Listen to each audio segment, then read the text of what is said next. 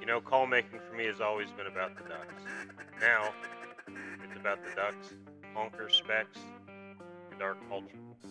To me, the culture of waterfowl hunting is about our shared values, respect, beliefs, traditions, knowledge, and it's that underlying sense of connection that all waterfowlers share. This is the Ducklander Podcast, and I'm Bobby Hayes. Hey, what's up, everybody? We are on podcast number 7. I believe so. I couldn't remember, and TC told me what podcast we're on. So, this is the Ducklander Podcast, and I have a buddy with me today. His name is TC, and he is, I guess you say part owner or owner? I'm a partner in Bluestem Waterfowl, Saskatchewan. All right. So, I have known TC since he was 15 or 16. 15 or 16, yeah. And I believe, did I meet you in Oklahoma or did I meet you at trade shows? I think we met in Oklahoma for the first time, I believe. Okay. I cannot remember. And then we just, since I was around the trade shows, I'd see you there. Yeah. And that's how we kind of kept the friendship going. So, would you consider yourself a comp caller? Or would you consider yourself somebody that has done calling contests? Man, I have won the Oklahoma State contest. I've blown in the World's contest. A very... If somebody asked me... I hate to take away from the guys that... Well, if somebody asked me, I wouldn't say you're a comp caller. Yeah. I would say you were somebody in contest. Yeah, you were somebody...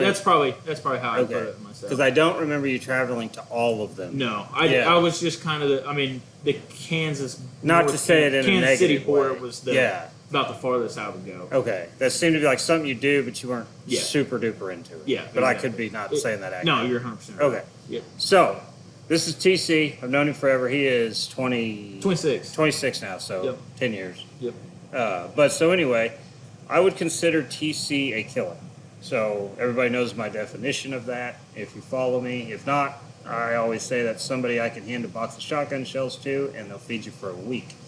So since this podcast is basically educational in its purpose, I'm going to have friends like TC on that know what they're doing around waterfowl, and we're going to just discuss spreads, shotgun shells, anything to do with waterfowl hunting. We'll kind of, after I have enough friends on here that do this, we'll kind of get a commonality. So if you're trying to figure out the sport, you can see some things that kind of everybody does that's good at hunting. So we're just going to have a talk about what we like, what he likes, things that are common, things we do different today. So I'll start this off with, where are you from? I'm from Guthrie, Oklahoma, just north of Oklahoma City. So what's your favorite thing to hunt, waterfowl-wise? I want to chase lessers. Okay, so I figured TC would say that. Yeah, so I like shooting mallards, but shooting lessers is probably my favorite. So what is your favorite way to shoot a lesser? Give me a dry field, hunting out of a sock spread right in the middle. If the situation calls for it, if the field calls for it, it's not one I'm going to push, because there's a lot better ways to hide. I was going to say, so what are your, like, if you're looking at a field, what are like 3 or 4 ways you're going to set this up depending on conditions? Like edge, center. So you have the edge, you're looking for a point off like a tree line, which I try to stick away from trees as best I can. Sometimes you have to take them. A ditch somewhere. Sometimes you can get in the back of a terrace and kind of play the sun, or I'm going to set in socks. But it's really layouts, A-frames, or socks. It's kind of your standard 3, and then you're looking for anything to not have to hunt in socks. And right. if you have no other option, you try to get in socks. But that's my favorite way to do it, just because you're right up with the birds. You'll have them landing right around you if you do it right. But you can get your ass kicked just as easy. You're right. So when you're setting a soft spread, so for new hunters, soft spread is socks and skinnies. That's what. Yep. Okay. So how many is a large and how many is a small soft spread, dozen-wise? A large spread is once you get up really above 100. I think that's kind of the threshold of when you start really noticing how big you're getting. I know that sounds like a lot, but when you're talking about socks and skinnies, 100 dozen, it's a lot, but it's really not. It's not. If you have a 6x12 trailer, it's about a third of the trailer is all that is. Exactly. And because you have to, set enough to hide yourself to start off with, and then figure out how, the best way to guide them geese to where you want to kill them at. And so anytime I am looking at a field, and it involves any kind of geese, I don't care if it's specks, honkers, little geese, I think of the spread in acres. So when you said 100 dozen, about how many acres are you looking at? I mean, on a normal wind day, I mean, you're 10 to 15 acres potentially. I mean, and when I say normal wind, a 10 to 15 mile an hour wind, if you're in the 30, 40 mile an hour wind, I wouldn't be in socks, but you're going to be a lot smaller due to geese being tighter when just knowing what they're going to be doing in a high wind. So, I mean, in that case, you're probably 5 acres, but the average one 10 to 15 by the end of. Do you like the spread longer or deeper? When you say deeper, what do you mean? So I like the spread to be as big as it can be from wherever I think they're coming to me from. I don't like it to be as wide as it can be. Yeah. Does that make sense? Yeah. Like I don't want them coming to a wide T. If you think of a T, like the spread, Yeah. I want the size. I want them looking down it. I don't want them looking across it. Okay, so, man, I like mine long. On that case. Yeah. So I want to be super, super long. Yep. And, I mean, when you're in the socks, you cannot side shoot. Right. I don't care what anybody says. No. I will take that one to my grave. Yeah, no, socks is a wind at your back. Yeah. Yeah. You can quarter them, Yeah. but you have to be with your wind at your back. And I want it long.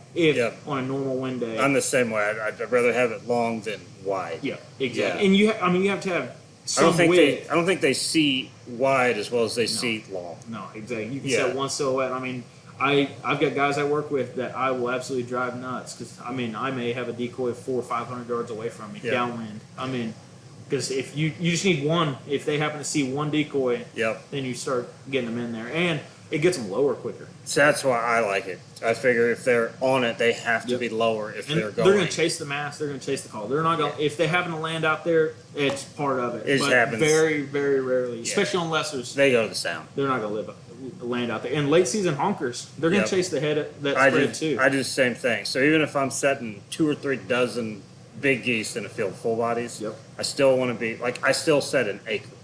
Yeah, I don't put anything just directly. Like very rare. Exactly. I still want to be big. Exactly. Yeah.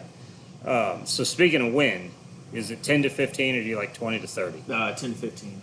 I like 20 to 30 on geese. I don't care what really? kind of geese. Yeah, they're so low to start with. They are, but some days it kills you. When you're I mean, like since I grew up, I mean, started out guiding at Fort Cobb. Well, I guess I shouldn't say that. But I mean, it's so pressured down there anyway. Yeah, you're at Fort Cobb, I mean, if it's 20 to 30, they're liable to land in the first field off the lake. That's true. So you getting short stopped, and now you're sitting, and you might not see a goose because it didn't get far enough off the lake off of you. And I think they're just easier to work when they're not beating them. They're just not getting beat down. So I say that because most of my goose hunting is on water.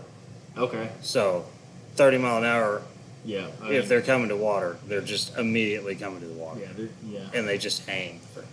Yeah. I don't want high wind. I want the 10 to 15. Is 10 to 15. That's about everybody. So, how many guys, if you're just fun hunting, so not guiding, not doing any of that, so how many guys is like a good sized group to you? Like what's small, what's big? Small group would be 3. A big group with buddies is 10. I mean, that's about the biggest I've ever hunted with just buddies. Just buddies, just and for fun. That was hunting a big feed of lessers. I mean, we were going to burn it whether we had 4 dudes or 10 dudes, and I don't ever get to hunt with my buddies anymore, so when we do, we try to get them all there and enjoy it the one time a year, maybe. Right. So, that's pretty social. Yeah, that's all it is. Let's just say you're going out to just kill. Like, what's ideal? 8 to 10. 8 to 10? On lessers. On lessers. Absolutely. What if you're going out just to kill on ducks? I want 5. 5 or less. 5 or less. Get us in and out of there, and we'll hunt it the next day or a couple days later. Save our birds. All right, so now we're gonna switch a little bit. Favorite shotgun? What do you use? You can say it that way. Maybe it's not your favorite. So I've been using the Browning Maxus, the original, for about 9 to 10 years now, and I love it. And I have no reason to switch outside of just pure wanting a new shotgun. Yeah. But the Browning Maxus won. How many times this season do you change a choke tube in it? So I haven't been able to change the choke tube since I bought it because it is truly welded in there at this point. Yeah. Yeah, I mean, I've had gunsmiths try to get it out. They can't get it out. So it's just part of the gun now. Yeah, and it is a Pattern Master. Code Black. Code Black. So is that the one with? I'm not a Pattern Master verse. Is that the one with the restriction or no? Yes, it's got that shell that I can't remember what they call it, but they're a flight wad controller Whatever. or something like that. Yeah. Yeah. Yep. That's the one I like. So at 20 yards, how far across the pattern is it? I mean, Is it the size of a duck?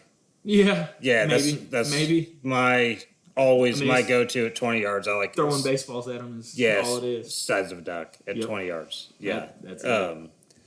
So the reason why I asked that, everybody, I have never been around somebody that hunts well, that really does much with a choke tube or a gun. They kind of have what they have and they use it and that they know it and that's what they shoot. Yeah, you saying knowing it right there. I mean, I don't want to be changing from an improved to a modified to a full mid-hunt. I cringe when I see clients doing it because they've hunted all year with their modified, or you hope they've been hunting. Yep. And then they switch to a full, and then they're not hitting. They're hitting even less. Yep. When it's just, I hate seeing people change chokes. Yeah. It drives me nuts. So I keep an extra tube or two in my bag in case somebody doesn't have one. Yeah. But it's not for me. Yeah, no. Yeah, at all. I couldn't even tell you where the choke tubes are for that gun. You're right. Don't own an extra one. No. So there's eras of my shotguns sitting over there, and those tubes are the only tubes that have ever been used in them. Yeah. Yeah. So now I'll shoot a pattern and see what it's doing. I'll be honest, I've never done that. You've never done it. No. So I'm a bit of a. I used to shoot competitive trap. Yeah. And that's a pattern thing. Yeah. So you're trying to make it as tight as you can. And this was a long time ago. So there was choke tubes, but nothing was as good as it is now. Yeah. So you'd hand load and tweak and shoot patterns. So I cannot shoot a shotgun without shooting a pattern. Well, I mean, it does give you the confidence in knowing. I just want to know it's this size and it's fairly round. Yeah. Yeah. That's, And I mean, it's good to find a better shell. I mean, Yeah. I think that's. I say I have no preference of shells, but sometimes you have guys that clients come on hunts for one time a year. Why not splurge and get a little bit better shell? see, this is one I go back and forth on when I'm. But then I think of myself, I don't. Well, I know. Splurge on So I go shells. back and forth on this when I'm talking to new hunters because one of my things I tell them is anything that costs you time, don't buy it. So for instance, they would tell me if they bought $1,000 pair of waders, they would have to work 14 more days during duck season to pay for that. Mm-hmm. Well, the time kills more than the $1,000 wader, Yeah. in my opinion. Absolutely. So that's not a place to put money like right off the bat. Yeah. So I try to encourage just get the bird closer and the shell doesn't matter as much. I can agree with that. Yeah. So, but at the same time, if you're only shooting a few boxes of shells a year, what's the difference whether it was a $15 box or a 20? What's the difference? And with the expensive side, I think it's a lot of confidence sometimes, I think. Yeah. I don't know. So like I said, I go back and forth on this because it might be better if somebody inexperienced, because like I'm sure bismuth kills better.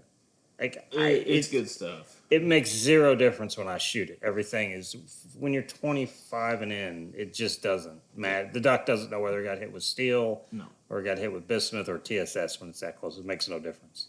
Or the goose. But if you're a new, so I go back and forth on that one whether I'd say spend the money on that or don't spend the money on that. I agree with you. I mean, I hunt so much. I don't spend a whole bunch of money on shells, but I could see guys that don't hardly get to hunt. Maybe that's the one reason you get to kill 5 or 6 more birds. That's what I say. If it got a guy an extra bird, maybe it's worth. I don't know. So that one I go back and forth on. I'm not sure what the exact thing is to do. I have no real opinion on that. Yeah, I don't either. So shot shell size, like what is your Maxus a 20 or 12? It's a 12. Okay. It's a 12. I shoot my 20 probably more now than I used to, just because I think I shoot better with it. I mean, so I switched to one. It was 6 or 7 years ago, and I'd have to go back on Facebook and look. It's terrible because that's my document of when it is. But that's why I tell everybody, I don't care that it's a 20 gauge. It makes zero difference to me. The gun just fits me better. Yeah. But I'm 5'7" and I got little T-Rex arms and I'm kind of stocky. So the gun just fits better than the 12 does. It's smaller framed. I don't notice much difference in it. But I know some bigger guys that don't shoot a 20 as well because the damn thing's too small. Yeah, it's too light. Yeah, it's too light. People overswing it. Yeah, or you look at them and their hand engulfs the whole forearm. Exactly. It's just a little. But so I shoot 2s or 3s. I don't really have a preference one way or the other whether I'm shooting a duck, a honker, I don't usually care, but if just because I shoot a lot of what I got, Yeah. but twos or BBs is what I want to be shooting. Okay. And I really base that off this past year in Saskatchewan. That I had, since we provide our shells for our clients, I saw our clients shooting threes and twos, and I could notice when I had clients shooting a different size shell. It seemed something about just the small difference in twos and threes had a different knockdown. Okay. There was some difference in it, and I could notice it, and I think that kind of validated that threes are a little smaller than I want, and twos. Right. I mean, we had more birds dying when guys were shooting twos. There's Right. no doubt about it. With the same clients shooting it, because that's what I was basing it off of. Make sure we didn't have different shooters. Because I mean, they hunt 5 times with us. I could base some different shells because I wanted to always know for next year what I wanted to get, and I think twos or BBs is where I want. Right. How many calls do you carry? 3. Okay. I carry a duck call, a lesser Canada call, and then a honker call, which a lot of times is a fluke. So you don't have 4 duck calls on there? No, absolutely not. 1 duck call per day? Yeah. I'm the same way. I have a duck call, a goose call, a speck call. With that being said, I do keep a cut down in my bag. Yep. Just because, one, nobody blows a cut down where I hunt at, and sometimes, I mean, it's just a little different sound on pressured ducks, but 99.99% of the time, it never comes out of my bag. Yeah, it's just a duck call. Yeah, that's it. I start a duck, finish a duck, same duck call, start to finish. I've never switched a duck call on Exactly. call. Now, I shouldn't tell people that because I build calls. I should tell them you need everything. But they can find which one they like the best. Yeah, but most everybody knows that's good at this. They have a duck call per day, and that's their thing. That's all you need. Not saying what you do is right or wrong or what they do. I don't want that much hanging from my neck. See, I'm the same way. So that's why I like everything to clip on and off. Yep. If there's no spec set, I put the spec call away. Yep. Because it becomes a cluster. Yep. Yes. Yeah, I carry a spec call in my bag, and it's on just a little 1-drop lanyard that I'll tie to the top of the A-frame, or I'll tie to on the door of the layout line. But outside of that, it don't come out either. Yeah, I'm the exact same way. So, if you are hunting ducks on water, let's say a pond. Call those stock tanks. Yep. Yeah. We call them ponds. We're not down in Texas. We don't call them a tank. Okay. How many is a lot of decoys on a pond? How big a pond? Like, let's say it's just big enough you can't shoot across it. Just big. I mean, at that size, I think 6-7 dozen starts to get a lot. I agree. Because I'm a minimalist when it comes to decoys, but at that point you're starting to fill up the pond. Yep. If you're not careful. And so, do you subscribe to you want the decoys where you don't want them, or do you want the decoys where you want them? So I'm a both on little bitty ponds like that. Yeah. Like that you can almost shoot across. I'm putting them where I don't want them to land. I do the same thing. That's my preference. Yes. I mean, because all you're going to do, like a lot of sometimes you're almost decoying the wrong side of it. Absolutely. Yeah. You're pushing them away from you because they're skirting that edge a lot of times. Or, I put them as far away from me as possible. Yes. Within reason. Yeah, that's what I think works the best too, because like I subscribe to, and you can see this and it happens and it doesn't happen. 1 duck will land anywhere. Mm-hmm. 2 ducks will land anywhere. 20 ducks will not land anywhere. No, they're going to something open. Yeah, they go to open. So if your decoys are at 20 yards in front of you, they can't be any closer than 20 yards. They just won't be. Yeah. So so I try to put them where I don't want them a lot of times. Now, as the pond gets bigger, that gets trickier. Yeah. But big ponds, that's a whole different deal. I tend to like more on the bank than I like in the water after the pond gets to a certain size. Are you meaning like a field decoy, or like on the dry land itself, or if the pond gets big and I'm shooting ducks, just ducks, I don't like the ducks out more than about 10, 12 yards from the bank. And if I just want to put a lot out, I'd rather paint the bank with full bodies or something else than I would fill the water up. I agree with you. So it a lot of times depends on the wind as well. Are you side shooting them? If I'm side shooting them, and if it's a big pond and I know I can get them out as far as I can, I want them as far as I can out there. Okay. Just because I I think so many times ducks don't see you. I think sight is the biggest thing that gets ducks and geese killed. Okay, It's them being able to see you. so I would back that up with, a lot of times I will only hunt the pond when the wind is right for that pond. Okay. So I only want to hunt the waterway. Yep. And if it's not, I'll find Something different. I don't hunt dams. Exactly. I hate hunting the dam of a pond. You just might as well wait because you're just gonna Screw have it a up. mediocre hunt Yeah, most of the exactly. time. That's my experience. And with guiding, I haven't had that luxury because yeah. I mean, a lot of times we're scrambling. At that point, like I will be looking for the best place I can try to maximize my decoy spread, get them Right. as far out as possible. And Yeah. I'm not a huge land decoy guy hunting on water. Okay. Oh, for ducks. For ducks. For ducks. I'm not. It just a lot of times you just don't see it, in my opinion, unless. Now, I'm not a big I fan should of have it. said mallards. Yeah. Gadwall, different deal. Yeah. Teal, different deal. Once you start talking about now, as soon as we have ducks that are mixed with geese, because that's a lot of my season. Is you're shooting both every day, Yeah. and then you're pretty much putting out a goose spread. Yeah. Yeah, That's a different deal. That's a different I mean, a land spread is, worth more to me on geese than. So one reason I go to, so I don't like anymore. I used to hunt a big, like 8 to 10 dozen floater spread and then another 10 dozen on the bank. It sucks to pick in and up out of farm ponds. The bottoms of those always suck. It's muddier than hell. Cattle have been in it. It's terrible. So I've pretty much gone to 12 to 16 floaters and I just paint the bank with, with full bodies. I think it's easier. And I don't know if a goose cares one way or the other. No, I don't think so as much. Now, I wouldn't have no floaters. But No, you've got to have floaters to kill geese. In Yeah. my opinion. And to kill them effectively, to decoy yeah, them. to finish them. But I can agree with that. But I don't think they care if there's 8 dozen on the bank and a dozen in the water, or if there's 8 dozen float. I don't think it Are you matters. hunting any duck full body? Are you a big duck full body guy? Not super big. I have a couple dozen I'll put out just to bulk up with on the bank. Yeah. Like I don't. What about when you're hunting the field? No, I don't care. See, Yeah, I don't care about them. I'm the exact Now- opposite. To me, I wouldn't go water duck hunting without water or Right. floater duck decoys. I wouldn't just put floater goose decoys out. I want as many duck full bodies as I can. Yeah, I think it makes them more callable because they're not going to just swoop you like field ducks a lot of times do with just over goose decoys, in my opinion. Yeah, I rely more on the spinner for that. Yeah. So, but I don't think it hurts. Like if I have them, I'm gonna put them where I want them to land. Yeah. Like that's where they're Yeah. going. Yeah. Yeah. And that's basically So- all I do. I build the spread, build the site Yeah. with the goose decoys, but I'm trying to decoy them with the duck full bodies. Yeah. Yeah, I'd say that's probably very accurate. Like I said, if I have them, but like if you told me I couldn't hunt a field with them, I wouldn't care as Yeah. long as I had the spinner. Yeah. It would. Most people are like that. Yeah, I wouldn't. Yeah.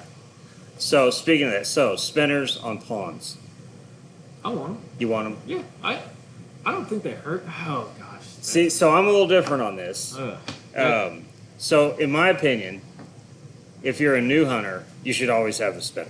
Mm-hmm. Like I tell new hunters, like that's one of the first things to buy. Like after you figure out the world and you figure out how to hunt, you can decide whether you like them or dislike them or whatever. But when you start, you want the spinner.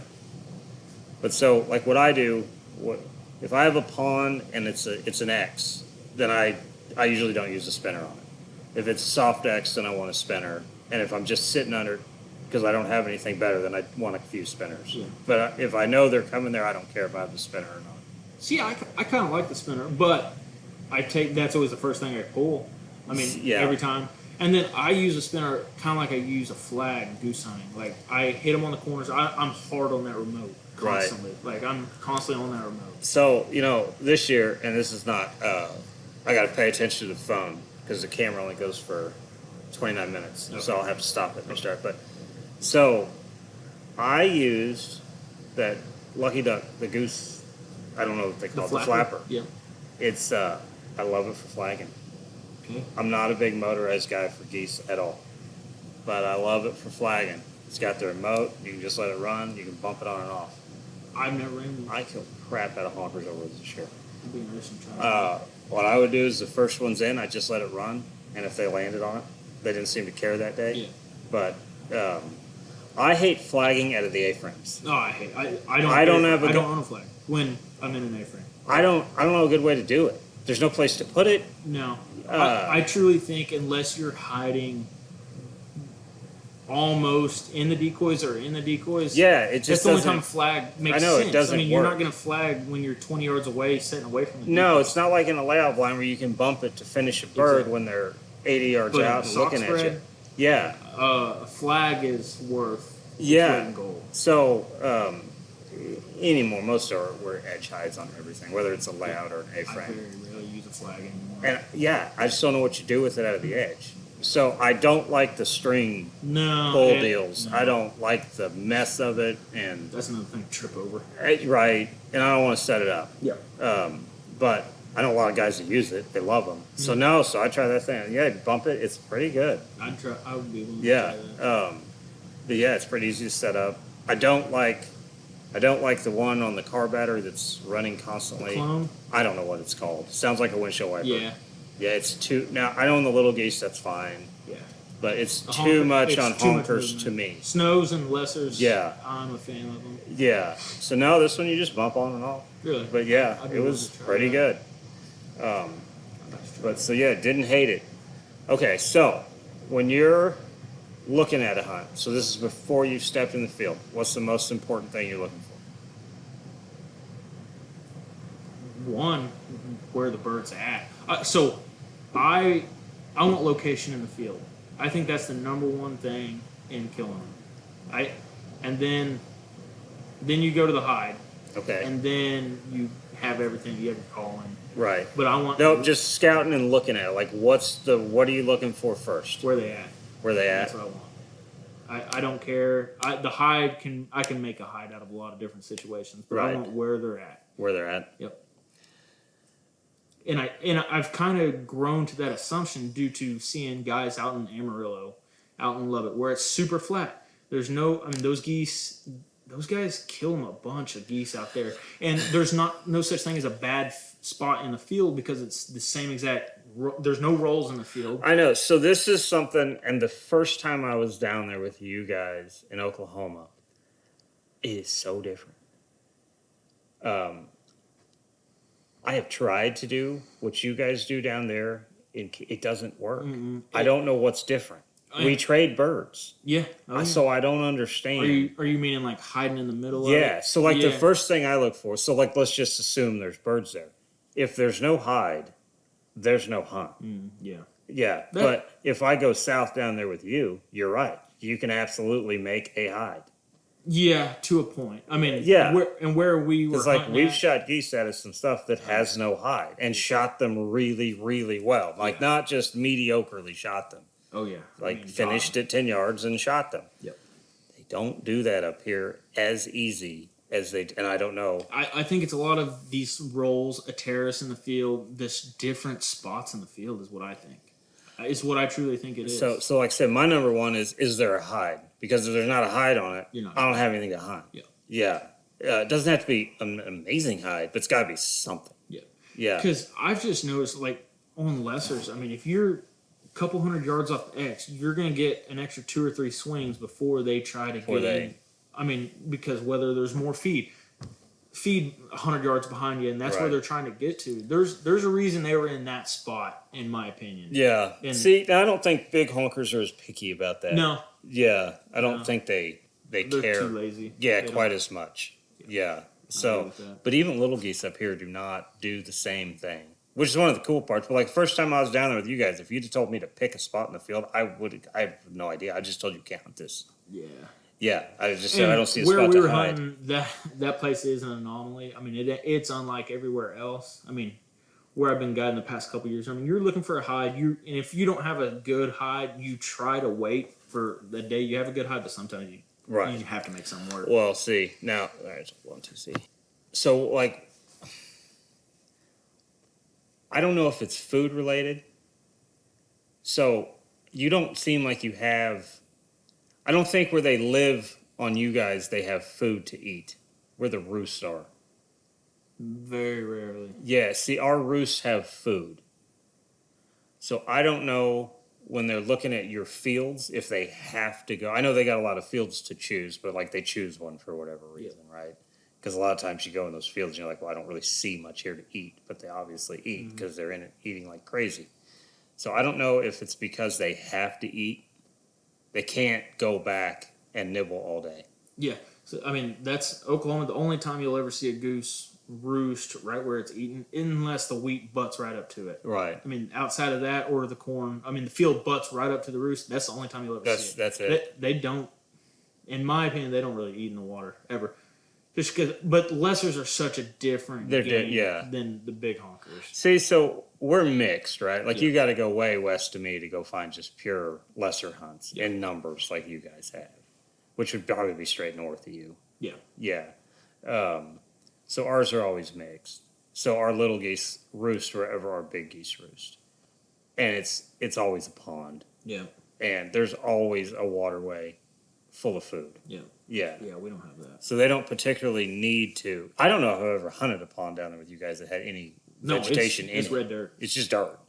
Yeah, one side might have whatever you guys call grass. Yeah. Yeah. And, I mean, they'll eat the grass. Yeah, but it's not the same. No. Yeah. That's the only when the feed butts right up to the pond is the only time they will be there to eat.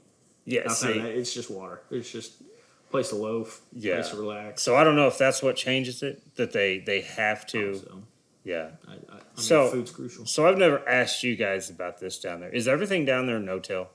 Good chunk of it. I mean, do they turn dirt? Yeah. Your old school farmers. Do they still?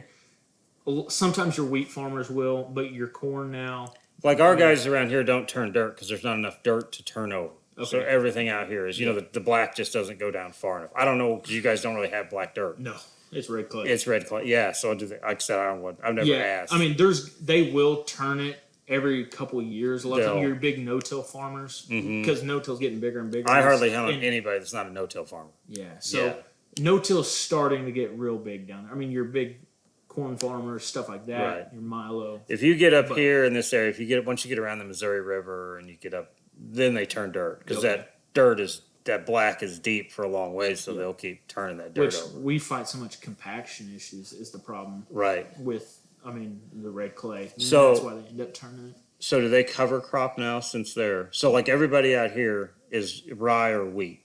Okay. Cover crop to fight compaction, right? Yeah. Your corn to wheat will be a corn or your cover crop. Okay. That's about it.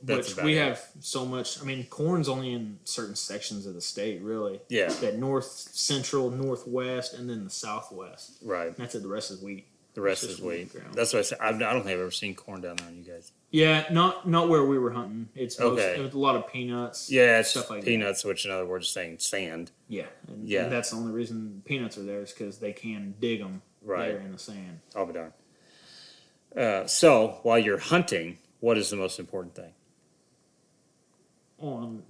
The hunt's good or bad? Wind. Wind. Yeah, I mean, a lot of times you got to have wind to kill them.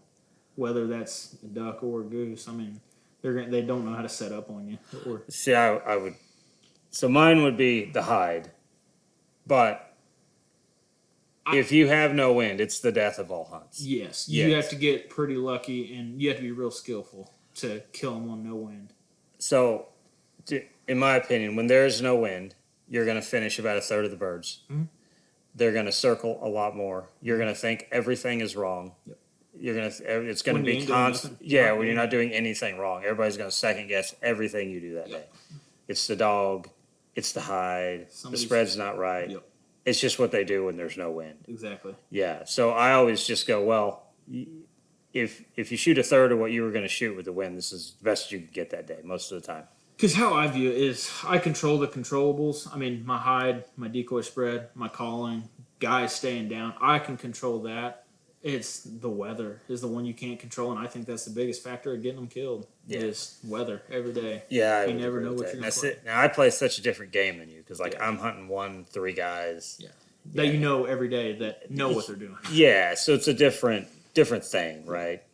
I want the weather on my side. Yeah. So, and I have the luxury, like if everything's not right, and I'm scouting something that is amazing, I'll just give it a day. Yeah. I don't have to shoot it that day. Exactly. And we try to do that, but there's times Well, you just but you just have to hunt. A lot of times Something that good. just means I have a scout day that day. Yeah. That's all that means. And I just catalog.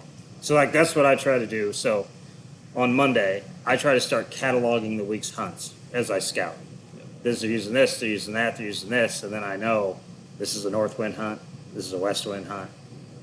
Yeah. Yeah, I mean, that's the way to do it. I got 2 guys this day, so that hide works, but I got 5 on this day, so I'll save that pond because the grass is shoulder height on it. Yeah. And I can do whatever I want on it.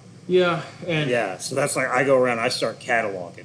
and that's the way to do it. I mean, if you can ever play the But I weather don't have to 5-6 hunt days out, Yeah. I mean, that's the way to do it. But Yeah, but we play a different game. yeah, Yeah. exactly. And So hunting with people that are skillful hunters is the big thing, where you know they're not peeking. You- I think 90% of the time they see you when it's not going right.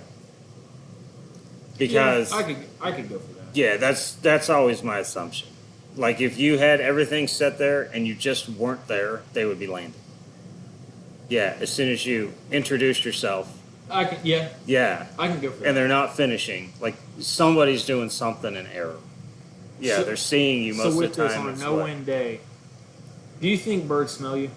Yes. Absolutely. This is my theory on this. This is why I brought I've up been the no. called No, many no. names for thinking birds smell No, you. no. I think they. I think they smell you. I think they have very good noses. So this is why I was going with the no-tail, and then we got off on something else. So a mallard duck can eat about, I think it's a half a cup Yep. to a cup, right? Of Depending on how grain a day. deleted they are, right? Depleted they are.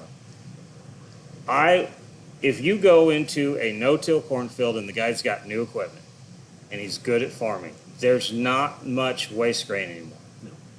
I would challenge somebody to go pick up a cup of corn in 20 minutes. Yeah. You can't do it. No. You won't find it. But a mallard duck, thousands of mallard ducks will land and they will fill up in 20 minutes and be gone. I don't know how else they Absolutely. find it other than smelling it. And just like we were just talking about with birds finding you on no-wind days, it's no wind. I mean, heck, they might be smelling you. So we'll see if you do this. So if I have to walk up on birds, ducks, geese, I don't care what it is, to scout them, I will not walk up with the wind in my face. Or wind at my back. Okay, I okay. think they smell me. I want the wind in my face. Because I know it's also blowing sound at them, right? Oh, yeah. But I'm pretty quiet, done it a long time. I know I can get way closer if the wind is not blowing at them. Every other animal smells you and you So- want to play the wind? So I think they smell you. Absolutely. Now, like I said, I don't know that. I I got think they nothing other than I don't know how they find grain. They do. I mean, look at, like in Canada, as soon as the farmers start going, those birds start coming out of the Northwest Territories. So I think they have really good noses. Absolutely. Yeah. I watched ducks and geese follow a combine on double crop corn. It got cut 5 days before season ended 3 years ago, and they were following the combine going down the field. Well, They see, knew that fresh I feed was think on they the ground. know. Yeah, Absolutely. I think they can smell. So no, I Absolutely. agree with you. I'm not sure they don't smell you when you're laying though. I think so. Yeah. And I've been called an idiot. I've No, been see- trying to get the right clients to take Scent Killer out with me, but I'm waiting. I know I can't wait to hear this. So one, I gotta yeah, find the you're right gonna group to do it. you're gonna catch some Oh yeah, some I hell know for over a fact that. I will. Now, so the one thing I would like to do, and this is a nerdy duck guy thing, right? I know they see different than we see. So I think they see a lot of off, and when the wind is not blowing, I think they're seeing better. I think that's the Think cloudy. they see the thermals rising? I off of do. you? Yeah, because they can see better. Yeah, because the wind is not blowing across their eyeballs. That third eyelid isn't going as often, and they just have longer to check out the situation. Yep. Yeah, so I think there's a color that's not right. I mean, makes sense to me. Yeah, I mean, something. I hadn't thought of it on that side of it, but Yeah, on it's- seeing on blowing thermals or whatever it is. Yeah. Yeah, I think absolutely. it's something, and I would love to know what they see particularly. But I mean, if I try to research it, and you can find a little on it, I mean, but it's you- a lot of voodoo. Yeah, and I mean, we know they see blues and reds better outside of that, but that's the only thing on their sight that we know. Yeah, but see, I think that's cloudy and sunny. I think whatever is bright, because like one of the cool things you can get on like National Geographic and you can look up what bees see, and bees see flowers amazingly different. The pollen and everything sticks out. Like you can see why they go straight to it. And I would assume a duck eyesight is made to see food. So I don't know. Maybe they see the corn. I don't know. So what do you think about this? I think they see. Well, they obviously see in UV rays. Right. Yeah. Like that we know. Fertilizer puts off a UV ray. Yep. So every farmer that's using fertilizer, I think I've been trying to put a correlation to it the past couple of years. Which a no-till would be heavy fertilizer. Absolutely. Yeah, because they're going to I think inject. that's another reason they go in there. Yeah, it very well could be. But I'd love to know exactly what they see. I don't know. So I think it'd make you a better hunter. Yeah, I do too. And do you think different corns, like different seeds, play a difference in it? Because we had one farmer a couple years ago. His field was identical to I think it's everybody how else's. good the farmer is. Yeah. So I've got some fields around here, right? And some of the guys are really good. Some of them are not very good, and some of them are really good, and they have brand new equipment. And you look at the field, you're like, wow, every duck and goose should be in that, and they'll never get touched. Mm-hmm. Like it's in the right spot. It's got the right terraces for honkers to be in. It's dished right, and they never touch it. I mean, there's no waste grain. Exactly. And Yeah. there's farmers down there that have And it waste grew grain. good corn, right? Like it was high yielding corn for our area, but there's just no waste grain. I mean, there's farmers down there though that we'll hunt.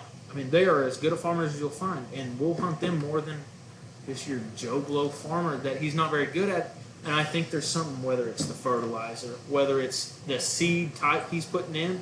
I don't know if there's different corn seeds. So there's different. So what most of these guys, I should say most, a lot of them will just get whatever the best is on soybean. Corn gets expensive, so like a lot of the guys I talk to will go with like a mid-grade most of the time. They won't go the cheapest, they won't go the most. But one thing I do, you kind of can pick up, like when I'm talking to a farmer,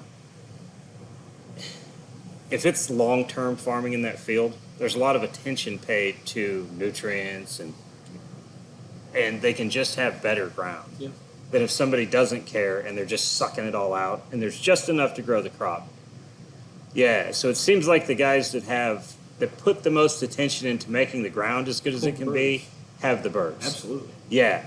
So even if the guy, and most of those guys have the higher yields. Mm-hmm. Yeah. But because I could drive you around right now and say that one's going to have birds, this one's going to have birds, this one's going to have birds, just because I know who's farming it. Yeah. And not that the equipment's old, they just have really good ground, but they've been working on that. They've had a program on that for 10 or 12 years or 20 years. Yeah, it's a cycle, and they do this for that, and they spray, and so I don't know if that has any effect on it, but it seems just to. luck. Yeah. Also, I mean, I can't. And things are just in good locations. Yeah, that's Yeah. the big one. So, That's the big one. all right. So A-frame or layout blind? Layouts. See, I'm the same way. I know right now that is not the trend. A-frames are more comfortable as a hunter. As a guide, I don't like them as much. I can't see as well out of them. I mean, I'll set up a coffee table all but in there, and I'll have, Yeah. I mean, all my coffee stuff. It's more handy. I think hunting, I want to be in a layout. So, Other than if I'm hunting water, I'll be in an A-frame. so I grew up in A-frame or in layout blinds. So I like the A-frames if the cover dictates it. So like my general, if it's knee high or lower, then I'll put an A-frame up, or I'll put the layout blind up. If it's knee high or over, I'll put the A-frame up. See, we haven't had a problem. I mean, that grass. I don't know, You like- know how the Bermuda is in Oklahoma, Yeah. where it's short. Now if I have no hide, I'll put the A-frame up. Okay, Yeah, that's like that's on a kinda where I was pond. going If with it's trampled down, then I'll just put the that's A-frame kind of up. where I was going with it. Because a crappy layout blind hide doesn't work. No, I think it's than an worse. A-frame. Yeah, Absolutely. it's worse. But in generalities, I want to be in a layout blind. Yeah. And then I haven't decided. Do people shoot better in an A-frame or a layout? I haven't decided. 'Cause So that's been different for me and People some always of the said guys the I A-frame. hunt with. We all had to get used to shooting out of an A-frame. Yep, I think it takes longer. I do too. I think it takes longer. And it's dangerous. I would agree with that a little bit. Yeah, if I don't know them, that's a little different, right? Gun on hand at all times. Yeah. We went to taking because we use the Lucky Duck blinds, and they've got the little screw and gun holders, and just everybody puts one in their bag. Yep. Like we don't keep them on the blinds; just everybody has one they keep with them. That's a good idea. Yeah, and then I order Amazon magnets off of Amazon. And I black tape them to them suckers. Okay. So the guns can't kick out of them. That's a good idea. Yeah, it's way better. I think so. So my game is finishing birds. I know everybody says finishing birds, but I really like my favorite thing ever. If I can poke up out of a layout blind slowly, and I can point my gun at the birds for a while they're landing, like that's my game, right? Which I know client game is different game than that. Yeah. To a point. Right. But so they see you come up more out of an A-frame than they see a guy come up correctly out of a layout blind. Yeah. So I think by nature it adds a little shooting distance to the situation. Yeah. Yeah. So that's one of the things I don't like as much about it. I Yeah. agree with that. But now, like I got my 11-year-old daughter started hunting. She does way better in the A-frame. In the A-frame, Yeah. because her shoulders aren't big enough to hit the doors to open the doors up. So she's got to put a hand on the layout blind and then sit up. So that becomes harder. Yeah. So that makes me really, like I'm not super big, so I'm really picky over what layout blind I hunt out of. I cannot hunt out of an extra large layout blind. I don't want them either. They don't work for me. I got to move the door with my get hand. swallowed up in there. I do too. I got to move the door with my hand to sit up to shoot, and it's ridiculous. Yep. Yeah, so because I just sit up. I don't touch a door. Yep. Yeah, I grab a gun and sit up. Yep. So yeah, but for kid wise, the A-frame's better. The A-frame's better. I would assume clients shoot better out of an A-frame. To a point. To a point. Yeah, I think they do. Other than hunting geese, I think they shoot better out of layouts. Really? Because I think they don't. Get out on you as quick. Right. As an A-frame. I don't know. It's pretty comparable. Right. But that's kind of like anything else. If you jump up like a maniac, it adds distance to your shooting. Everybody's freaking out because they don't think there's enough time. But if you come up slowly but with purpose, that's how I would say it. Yep. They usually, they don't know you're there. No. Yeah. You got more time than you need. Oh, tons. So let's see, what else can we do today? So when you're calling, let's start with ducks. When you're calling a duck, what's the rule? Are you an aggressive caller or a non-aggressive caller? I would consider myself aggressive. Yeah, aggressive, but I don't call as loud as a lot of people. Like, I blow a quieter call than most people do hunting, but I call a lot. Okay. By nature, and to a fault. Honestly, I'll overcall a bird every day. All right. So this is good. So my general rule is it needs however much it needed to finish it. And then that's the appropriate amount. So that can be none, that can be a little, it can be a lot. But whatever the minimum is generally the right amount. Yeah. Yeah. I wouldn't say I was as picky on volume. I think if you say it at the right time, it doesn't particularly matter if it's got to be in the realm of normal, right? Timing is more than anything. Yeah. But I honestly think a lot of people blow ducks out more than they realize. Yeah, I would agree and with I that. say that because like the other day at my house, I'm blowing a duck call, and my neighbor from a mile away heard my duck call. Right. On a no-wind day. If it's a mile away and a duck, they're hearing it too. So when you see ducks, do you envision how hard you have to blow it to get them to hear it? No, I let them come first. I want to see. I want to see if they'll come first. No. Like if you're gonna, like, as soon as you pick up your call. So like I've always imagined, like, how loud do I got to blow this to get them to barely hear it? Yeah. Yeah. Yeah, I would say. Yeah, I never thought of it like that. Yeah. But yeah, I'm gonna blow my I don't call want as them loud to. as I think I need to. I don't want them to hear it. I don't want them to necessarily hear it easily. I want them to hear it, but I want them to strain to hear it a little bit. I never thought about that. Because I think they're curious. Yeah. Yeah. And I kind of look at it the same way, like if I was going to yell at a buddy across the parking lot, I don't start at the maximum loudness. Because you have nowhere to go. Yeah. So you usually like say, hey, and then if they don't hear it, you say, just like when I'm yelling for my kids, you get louder as you keep saying it. Yep. So like I've always tried to envision it as like what's The minimum. the minimum I need for it to hear me. Yep. Yeah. Because So you got to have somewhere to go. If you expend everything you got at the beginning, I mean, when you're calling loud, do you particularly care if you sound good? yeah, by nature, yeah. I don't Well, okay, but But so let's no, just take no, this. You're a good because caller, they're so just- you're not going to make a bad note. You're not really going to but make they're a just bad looking note. for a sound at that Yeah. point. It's like I don't particularly care. Like a lot of times if I'm just doing a big hen, I may do 2 notes or 3. Yeah. And then just do those same again. Yeah. Like I'm not trying to sound like it a doesn't duck. matter when they're way out. Yeah. Because you just got to let them hear one. Yeah, And that's it. You'll probably get them turned. Yeah. Or curious. Like you Yeah, said. like I said, I don't care, particularly if it sounds like a duck. No. Just a few quacks. A lot of times I do 2. Yeah. Quack, quack. That's it. Yeah. Yeah. So now, on your little geese, for no one that's hunted little geese, it's a racket Yeah. on sound. Yeah. So like, what's your go-to on that? Like, how does this situation start?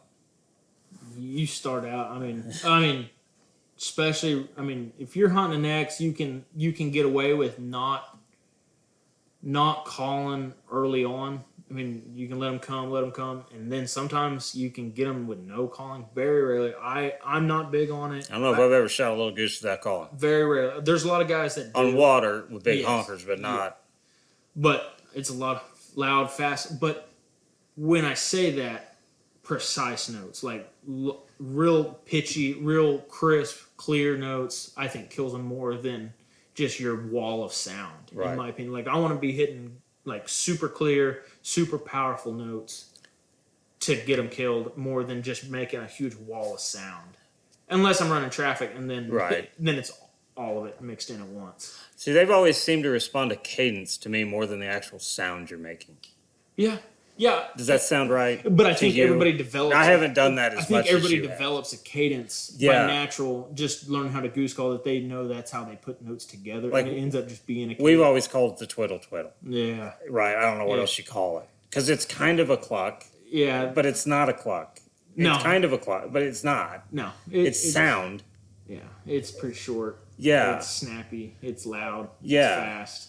But yeah, the cadence seems to be where they get stuck on you. Yeah. Yeah. But I think that's where you notice like really, really good goose hunters is they start using, powerful notes. That's what finishes them. And letting them bounce back and forth. I mean, if you have calling little geese, if they're hugging one side, back off and let them slide the gun line. Right. I mean, that's a big thing. Well, okay, so like I'm not knocking this, but you see a lot of little goose video Yeah. on Instagram, Oh, yeah. right? And you see the wall of sound. Yeah. And there's usually like 3 or 4 of them doing the wall of sound. You can't really pick up a cadence in it. No, 'cause it's just a sound. jumbled up mess. Yeah, but generally if you see those little geese finish from somebody, it's a cadence to it. Yeah. And it, I would take 1 to maybe 2 guys with that's really good at calling really precise notes over 4 or 5 guys with a wall of sound. yeah, see, I would, yeah, And I don't think a lot of people. They don't blow a stiff enough call. right. And it's too quiet. They don't have the right pitch. The little geese they want one certain pitch. That's what gets them killed. They're almost spec pitched. Yeah. It's very close. Yeah. They're almost spec pitched with a little growl in it. Yep. Yeah, with just a little buzz. Yeah. It's a my odd sound. And when my you call- hear it, you're like, That's it it. doesn't really sound like a goose, but it works really well. Yeah. Like my Yeah. call is louder and heavier than every other guy Right. I've ever worked with. And I've busted an eardrum with it. Blowing it in my house, I truly busted an eardrum. That's with my ridiculous. call. Yeah. So, see, I think ducks are the same. I think ducks like cadences. Yeah. Yeah. Even if it's a really slow, because like the number one thing I finish a duck with is a single quack about 2 seconds apart. Yep. But it's a cadence. Yeah, Even I though mean, it's a really repetitive. spread out cadence. Yes. And it's just over and over and over. And a lot of times I'll Because do you that notice it. until a gun goes off. Yep. Yeah, I do like- the same thing. Or same with a feed. You have Yes. you're saying Yes. But it's got to kind of be a cadence on it. Yep. It's not just making sound. No. There's a difference No, in you that. have to have a purpose. In Yeah. calling ducks and geese. You have to have something that you're working towards. Working with. You can't. Now, make- honkers, I like the clucks to have a cadence when you're finishing them, because like 90% of the time I finish a honker with a cluck. Mhm. But I like the clucks to speed up in cadence as they get closer. Yeah. Yeah. Yeah, because if you listen to geese, if they have other geese landing, they're picking up the pitch, they're Like- picking up this volume. Like if a new guy said anything like, what do I learn? I would just a cluck and a cadence on a cluck. And when a lot of people say back off as they get closer, I think that's the exact opposite. See, I don't. I'm not big on that. That's when you lose interest to birds. Yeah, see, honkers. I think if they're coming to a clock, they've got to finish to a clock. That's just what it is on them. And that's what calling bird. Find something that they're working with Yeah. and they like, and keep doing it. I mean, that's one thing I learned from Trey Crawford. You'll find different pockets of birds that will like one thing. Oh, I definitely keep agree with using that. it. And when I say a pocket of birds, I'm meaning like flock to flock. Right. Sometimes. Okay, let's see what you think about this one. Darn, I just lost my thought. Hold on, give me a second. Yeah. Okay, so when birds see your decoy spreads, let's say honkers, not little geese. So you got geese are flying by and they see your decoy spread. If they don't make any sound at you and their wings are locked up, what's your go-to? If they're not making a sound, big honkers, I'm gonna let them come because Me I think too. as soon as you hit one, you're putting a target on yourself. So I assume if their wings are locked up, they believe my decoys are Yeah. real. Yeah. And I don't know if I can do any more than that Yeah. at that point in time. Don't give them a reason Yeah. to not come in. Okay. I think you screw it up. So, do you make sound at that when they go by after they're past you? If they didn't come in, if they locked up and yeah. By nature, yeah. I mean, Okay. a lot of times you probably shouldn't. I- but I think I'd agree. subconsciously I have But- to tell myself that well- they didn't decoy, I have to blow my goose. So I always get stuck on this one a little. Like, okay, so the honker locked up on me, and now it's seen my spread, so it believes You I'm didn't hear real. nothing. And it didn't see us. It didn't bump. It just coasted, and it's going to spin again. If I don't make any sound, I almost can't make any sound now, Yeah. right? Because we can't spin 3 times and then need sound to finish. But I think that's when you can start it off slow and build it up. Start off cluck, cluck, cluck, cluck. Yeah. I mean, and build it up So as that's it goes right. around. But you have to know when birds are just swinging you or when they're sliding you. Yes. That's the so big that's the trick. So like I always let that goose go by, and whatever point I think he's far enough. Like I think guys call it geese way too soon. Yeah, they 'Cause don't a give goose enough room. Needs a lot of room. Yeah. So wherever- ducks are the same as- way. Let them get yes. downwind. They've got to be far enough out they can maneuver to come in. If you That's- turn them when they're too Turn 'em tight, too they short. got to go again. Exactly. That's the biggest mistake. Yes, they gotta go I again. love when people make that mistake. So I like to let that honker go as far away as I think he can get, and have enough room to turn before I make a noise at him. Yeah. Yeah. But you have to hit him early enough to where he's not going to lose interest Yes. and veer the other way. Yeah. So now, if the honkers are coming at you and they don't care about your spread, Yeah. then I call out. Yeah. Yeah. Yeah, because you have nothing to lose. Because then there's nothing. But a lot of times, I mean, if they're going to come at you, there's a reason they came. Right. There's interest there. Now ducks I treat different. Yeah. I blow my call about every time on ducks. I feel like. So I'm a little different than that. If the duck is locked up on me, I like Yeah. the duck to spin me 3 times on its own. If I can get him to spin me 3 times on his own, 2, 3 is preferable. If you get 4 or 5 spins, something's wrong. Yeah. Yeah, but if he spins me 3 times and they get lower each time, Okay. then I know as soon as he's at the right corner, Yeah. we're probably going to finish when I hit him with a call. But you're probably also looking at the butt of the duck. If that butt's down, he's Yes. still, he's looking at you. Oh, yeah, he's looking. I mean, at that point, there's no reason to call you. As soon as it flattens Yes. out, that butt flattens out. Now you need to Yeah. probably start. I've never given them 3 pats. I guess Oh no! I don't have the. Like I nuts to said, do my it. favorite is 3 spins on their own. If I get 3 spins on their own, they're dead as can be. Okay, Like I know when I blow a duck call on the 3rd spin, now it's got to be at the appropriate time. I'd But have I to know try that duck is going to finish. I'd be interested in trying. Yeah, like But so what are you when you say you've been calling? Can I got you something? what'd you give? Oh, thank you, buddy. Welcome. So say you've been calling at them and they've spun you 2-3 times, or do you start changing stuff up? So if I've been calling them and they've spun me 2 or 3 times, so I typically will get more aggressive on them. I don't know how you view setting decoy spreads, but I mean, I would be probably considered by a lot of other guides as a lazy guy. I want to set as few decoys as possible to achieve what I want done. So- Because I don't ever go into a field with a set plan. Oh, we're running 25 dozen decoys today. I don't do that. I go in And if, say, I start setting my spread and I only have 6 dozen decoys out there, but it looks identical to what I had envisioned, I'm good with it. So, so this is a good. So I had a buddy down this year, and he filmed a Shields commercial. Okay. And I don't know, the first day we shot 50 or 60 birds, and he looked at me and said, "That is the most birds I've ever shot over the least amount of decoys." Mm-hmm. Yeah, and I'm like, "Well, it's just what needed to be out." Yeah. Right. And there was, there wasn't 3 dozen out. There was probably, we probably had 6 or 8 dozen decoys that day. But you really didn't have any place to build a bigger spread the way the pond was sitting. It's kind of what you had. The terrain Yeah.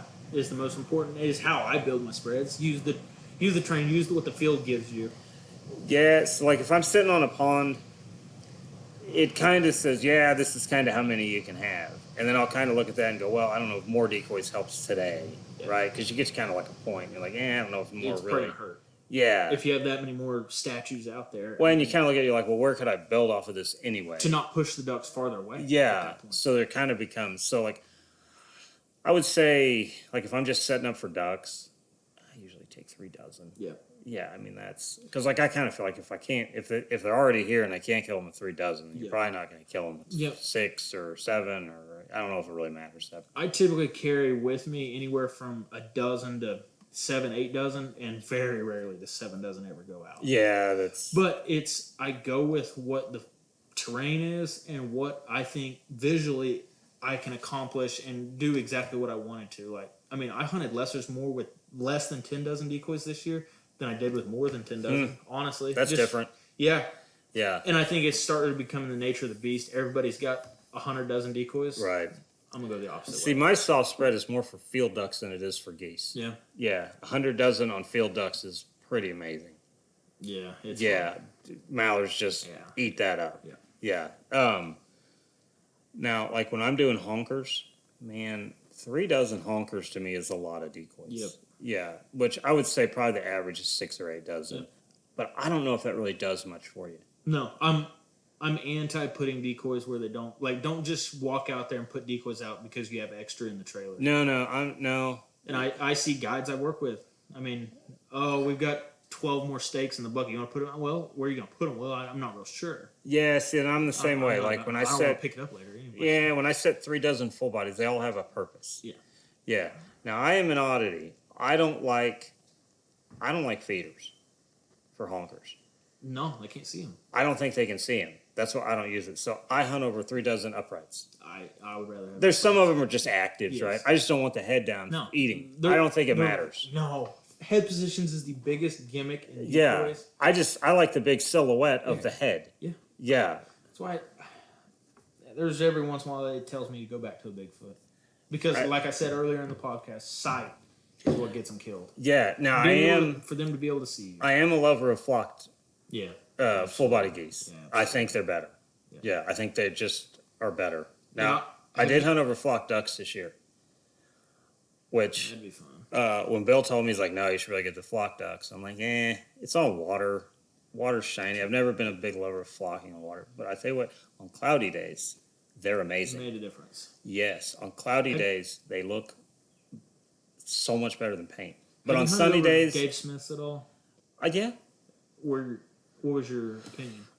I would take production flock decoys over painted Dave Smith. Okay. Yeah. Because I've got buddies up in Minnesota that they say I've hunted over them a long time. They hold geese in the spread better. They don't jump on you. After you start landing 5, 10, 15, 20, they get more comfortable in there. If you would have asked me that 10 or 15 years ago, I would have said it's night and day. But, man, decoys are all pretty amazing now. Mm-hmm. They're really good. Yeah. Yeah. Oh, yeah. So I think they've kind of caught up with him some. Yeah. Now, I'm not saying anything bad about them. They're amazing. No, they're gorgeous. I still think they're the best decoy made. Oh, well, they set the bar Yeah. for what all decoys look like. Yeah. So they're amazing And about that. I've heard a lot on their snows. I'm going to probably end up buying their snows because they've got They look like color. they've got a different color. They do. That's pretty cool. They've got more of that yellowish color than that bright white. I agree with that. But no, I think flocking is more important than the amazing paint. Yeah. Personally. Yeah. But again, can't prove that. No. You can't. I agree with that. I can't really say anything other than I think the light shines off of them better. Do you prefer a lighter decoy or a darker? I'd rather have, to I be want honest. darker. I'll see. I go back and forth on that because when you're in the dirt, they hide so much worse. So They're I'm just harder to see, a right? lot of mine, I felt like in Saskatchewan this year hunting honkers. Now, if I was up We there were- in that gold grass, I would want we noticed a darker. big difference. Yeah, I would In want darker. Days we would run a lighter decoy to a Yeah, darker decoy. but see, like when I'm around here and I'm in a no-till field, the dirt's pretty dark. They get Yeah. pretty. They're hard to see. Yep. Yeah, but like I said, preference. I've got 3 dozen all uprights. I don't have a feeder in the bunch. I don't blame you. I don't have a feeder unless I get out silhouettes, which is super rare. I don't blame you. The only time I add silhouettes to a mix on a full body spread, ponds I'll use them. Yeah. But it's more. I don't think the geese care. No. I don't think they hurt the goose hunt. I don't think they help the goose hunt. I think the ducks come in because you can set a bag so quick and you just got a bunch of bodies out. But I will use silhouettes on a dry feed for geese to make the spread bigger. Mhm. If I think they need to see my spread and I need to sit somewhere where they can't see where I'm at. So I've got a field that I hunt and it's got a road that goes up to it, right? The access road. And I'll see if I can describe this, especially for everybody that's not viewing. So the field sits like this, and the road comes up in the middle of the field, right? And then there's another field, and the two fields connect. Little strip of grass. Well, the geese hang out in the corner of the field, but it's treed. But they come into that side because they've got a straight path to land to that other field, right? It's got one little couple hedge trees I hide in. I hunt it all the time. But the geese hang out across the road from me. They don't necessarily fly over the top of this field. Well, you can't set the spread and let them see it at the same time. So I will string silhouettes out and down the road Mm-hmm. so I can pull them Yeah. from, because a lot of times that's what will happen is they'll see me from across and they'll fly up that road and then do their thing into that field. Yeah. With something just like that. I remember we were hunting down south, and there was it was whites and darks, and they were kind of cutting the corner of my field going over the corner, but the line they were on was horrible for the hide. Mm-hmm. I set a big snow rig all the way down in the bottom of the field Yep. where they had to come over, and they saw it, and by the time they saw it, they saw me. And See, that's basically what I use those silhouettes for. Yeah. Yeah, and they're not really by me to where they have to Oh, finish in them. this was 800 yards away from me. Yeah, but I mean, it was nowhere near me. so I love the silos for that because they're easy to put out. Yeah. I can just stop and grab them when I drive the foiler out, and then and they're not gonna land in them. No. Yeah. So, all right, TC. Well, thank you, sir. Absolutely. So we'll get Thanks this for having edited me. out, and I'll let you know when it goes up. Yes, sir. Thanks for having me. All right, everyone. See you later.